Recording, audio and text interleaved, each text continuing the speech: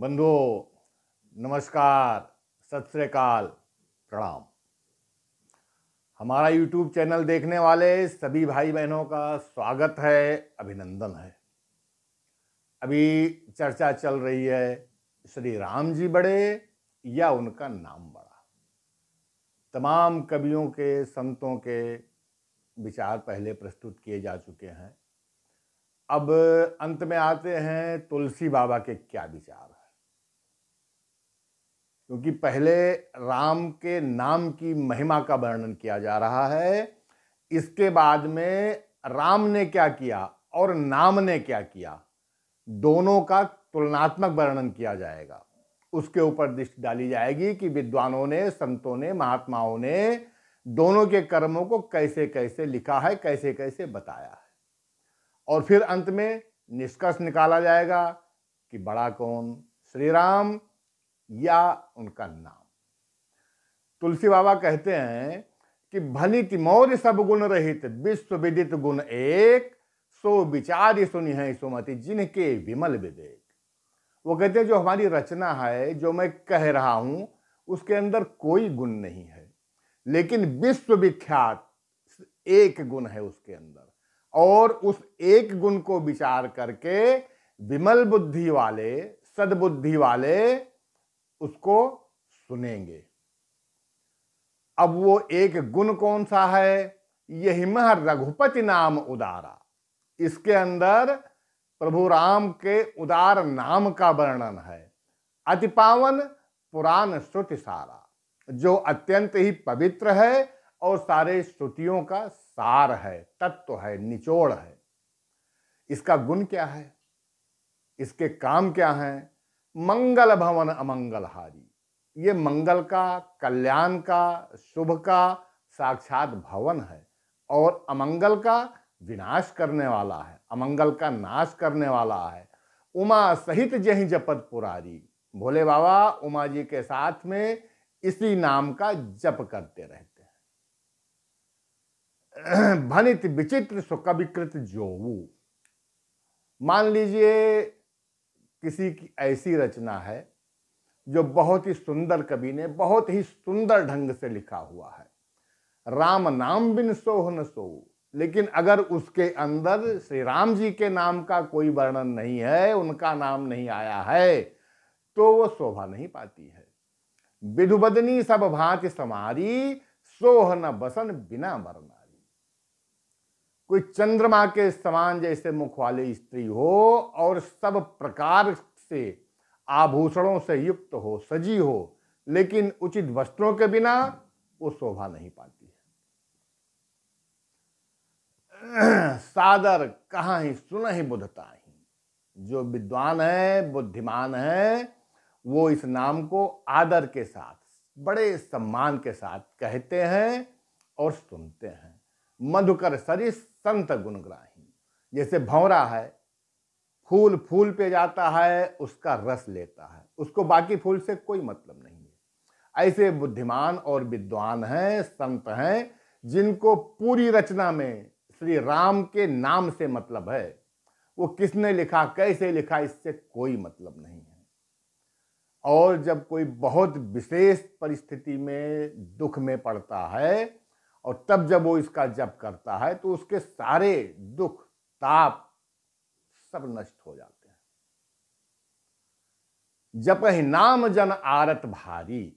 जो भारी आरत की स्थिति में इस नाम का जप करते हैं, मिट ही कुसंगत हो ही सुखारी। उनके सारे कुसंकट, जितने भी संकट हैं, दुख है, तकलीफ है, व्याधि है, बाधा है, सब मिट जाते हैं और वो सुखी हो जाते हैं। और इससे बड़ा प्रमाण और क्या होगा?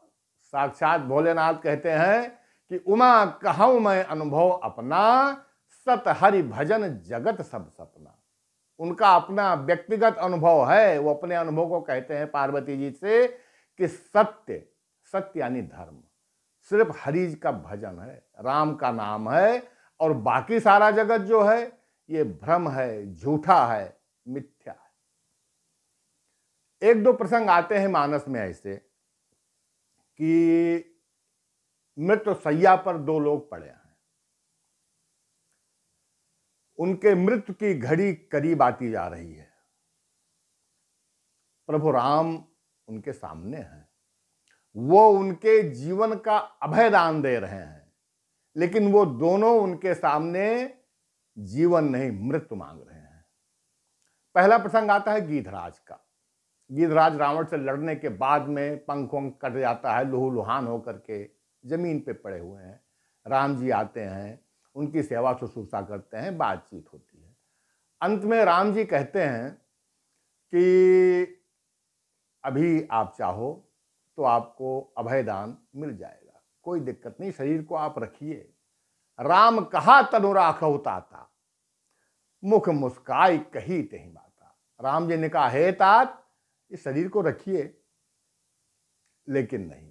मुस्का करके गीधराज ने कहा कि जाकर नाम मरत मुख आवा, अधमोह मुकुट होई सुति गावा। कि जिसका नाम मरते समय मुख में आ जाए तो अधम से अधम, नीच से नीच प्राणी जो होगा वो भी मुक्त हो जाएगा, ऐसा श्रुति कहते हैं, हमारे वेद शास्त्र कहते हैं। कारण यह है कि जन्मत मरत दुसह दुख होई, पैदा होने में और मृत्यु के समय अकथनीय बहुत दुसह दुख होता है। और उस दुख के समय में बड़े बड़े संत महात्मा या साधक जो हैं उस दुख को, उस तकलीफ को झेलते हुए राम का नाम भूल जाते हैं। लेकिन वो राम सो मम लोचन गोचर आगे, वो साक्षात मेरे सामने खड़े हुए हैं, राखों देह नाथ के ही खांगे। हे प्रभु, अब मैं इस शरीर को किस, खांगे शब्द है अवधी भाषा का। खांगना का मतलब कम होना, कमी होना। अगर तो वही वो कह रहे हैं कि अब मैं किस कमी के, कौन सा और इससे बढ़िया कौन सा दिन देखने के लिए मैं इस शरीर को रखूं। यहां राम नाम की इतनी महिमा कही गई है। बाली राम के चरित्र का और उनके नाम का तो उनके शत्रु जो हैं वो भी प्रशंसा करते हैं। बाल प्रसंग में आइए, तरह तरह के लोग जो है वो अपने अपनी मति के अनुसार अपने विचार रखते हैं कि राम जी ने धोखा किया, ये किया, वो किया। सबके अलग अलग विचार हैं और वो एक अलग का प्रसंग है। लेकिन जब बाल भी मरणासन अवस्था में जमीन पर पड़ा है तब भी राम जी वहां गए हैं और राम जी ने उसको भी अभयदान देने के लिए कहा है। और कहा है कि शरीर रखो, अचल करो तनु राखो प्राणा। बाल कहा सुन कृपा निधान। राम जी ने कहा कि तुम्हें अचल कर देता हूं और प्राण रखिए, शरीर रखिए, जीवित रहिए। लेकिन बाल ने कहा नहीं, सुनिए कृपा निधान, जन्म जन्म मुनि जतन कराही, अंतराम कही आवत नहीं। ये बाल एक हिसाब से देखा जाए तो फिलहाल तो शत्रु एक दूसरे के थे वहां पर, फिर भी बाल को यह पता है कि जन्म जन्मांतरों तक तपस्या, भजन, योग, साधन सब कुछ करने के बाद में अंत में राम का नाम निकलना बड़ा मुश्किल है। सोचिए कितना कीमती, कितना महत्व है इस राम के नाम का।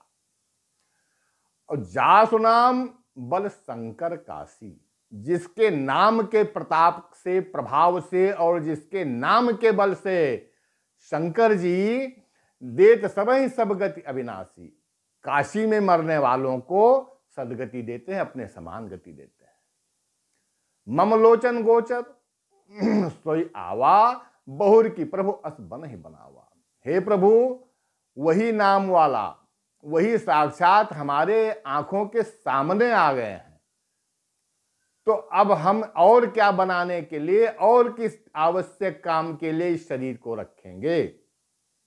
यह है राम नाम की महिमा। भाई ऐसा है कि लगभग आप सबको पता होगा, कभी ना कभी स्कूल से लेकर के और आगे कहीं ना कहीं किसी विभाग में चरित्र प्रमाण पत्र देना होता है। तो वो बहुत जगह चल जाता है, किसी गजटेड ऑफिसर से सर्टिफाई कराना पड़ता है या लिखवाना पड़ता है। बहुत जगह जो अपने क्षेत्र के विधायक होते हैं या सांसद होते हैं या पंच प्रधान, सरपंच की प्रथा जहां पर वो होते हैं, उनसे लिखवा करके दिया जाता है और मान लिया जाता है कि इस व्यक्ति का चरित्र ठीक है। ये चीज जो आज ये सारे अधिकारी सर्टिफाइड करते हैं, प्रमाणित करते हैं, ये राम नाम करता है भाई। अब आप कहोगे कैसे? हनुमान जी लंका में है, लंका शत्रु की नगरी है, और एक हिसाब से देखा जाए विभीषण से परिचय के पहले वहां का हर आदमी, हर राक्षस, हर जीव जो लंका से संबंधित है, जुड़ा हुआ है, वो हनुमान जी का शत्रु है, राम जी का शत्रु है।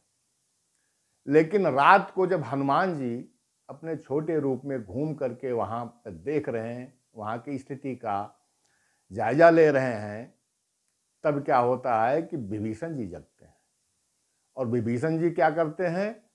राम राम का जप करते हैं, और ये शब्द सुनते ही हनुमान जी प्रसन्न हो जाते हैं। राम राम ते ही सुमिरन कीन्हा, हृदय हर्ष कपि सज्जन जी। विभीषण जी के राम राम कहते ही उनके चरित्र को प्रमाणित कर दिया इस राम नाम ने कि ये सज्जन है। हनुमान जी ने और कुछ नहीं पूछा, ना उनके बारे में कुछ जानते हैं, सिर्फ राम नाम जब, सोचिए कितना प्रभावशाली है राम नाम, कि इसके मुंह से निकलते ही हनुमान जी ने मान लिया कि ये सज्जन है। और सज्जन है तो इनसे होगा क्या कि यही सन हठ करियों पहचानी, इनसे तो मैं जबरदस्ती पहचान बना लूंगा, क्योंकि साधुत्य होए न कारजानी। ये सज्जन है, ये संत हैं, ये राम नाम का जप कर रहे हैं, इनसे हमारे कार्य में किसी भी प्रकार की हानि नहीं होगी। एक बहुत पहुंचे हुए फकीर हुए हैं बुल्ले शाह। बुल्ले शाह ने कहा है कि इस साहे शरीर नु गुरूर न कर, इस साहे शरीर नु गुरूर न कर, जाना मुझे भी है, जाना तुझे भी है। इसलिए जाने से पहले भाई वहां के लिए कुछ कमाना आवश्यक है, और उसका एक ही आधार है श्री राम नाम का जप। जय सीताराम सीताराम सीताराम, राम सीताराम जय। जय सीताराम सीताराम सीताराम, राम सीताराम जय। सीताराम राम सीताराम जय, सीताराम राम सीताराम जय। श्री सीताराम नाम महाराज की जय। भाइयों, हमारे चैनल को लाइक, शेयर और सब्सक्राइब करते रहिएगा। धन्यवाद, प्रणाम।